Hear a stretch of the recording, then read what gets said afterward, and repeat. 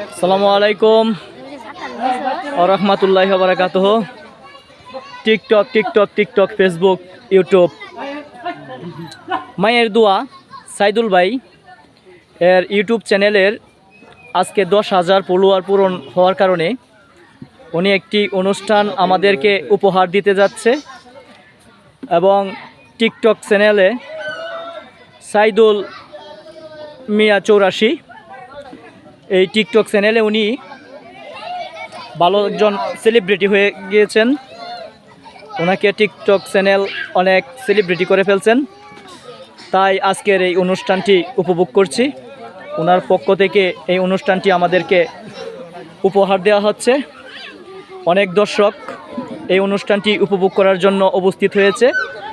এখন মায়ের দোয়া ইউটিউব চ্যানেলে সাইদুল ভাইয়ের সঙ্গে একটু কথা বলবো যে উনি কী কারণে বা কী উপলক্ষে এই চ্যানেলের পক্ষ থেকে আমাদেরকে কি উপহার দিতে চাচ্ছে বা সে কোন কারণে এই অনুষ্ঠানটি করছে বা কতটুকু কষ্ট করছে।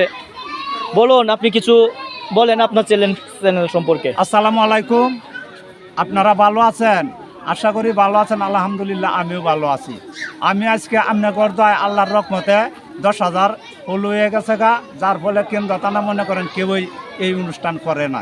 তো আপনার দয় আল্লাহর রহমতে মনে করেন সবাই আমার গ্রামের বাসী যারা আছে সকলেই মিলে আমার সহযোগিতা করছে, এই অনুষ্ঠান করছি। তো এই অনুষ্ঠানে মনে করেন আপনারা যারা দূর দূর থেকে আসেন, আমি সবারই দাওয়াত দিছি, ফেসবুকে, ইউটিউবে, টিকটকে ছাড়ছি সবারই আসবার লাগে।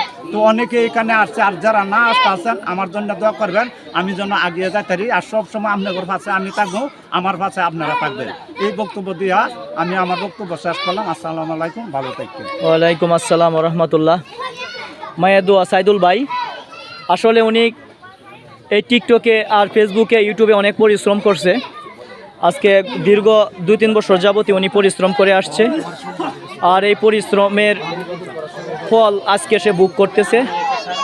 আসলে ফেসবুক আর ইউটিউব আর টিকটক মানেই ধৈর্য ধারণ করা। এই চ্যানেলে ঢুকে যারা ধৈর্য ধারণ না করতে পারবে তারা কোনোদিন সফল হতে পারবে না। এই জায়গায় ঢোকার পরে সবাই ধৈর্য ধারণ করতে হবে, আর ধৈর্য ধারণের পরেই হয়তোবা সাফল্য অর্জন করা যায়। আমরা তার কাছ থেকে শিক্ষা নিলাম। ওকে, আপনারা সবাই ওনার জন্য দোয়া করবেন। এই বলে আমি আমার কথা শেষ করছি।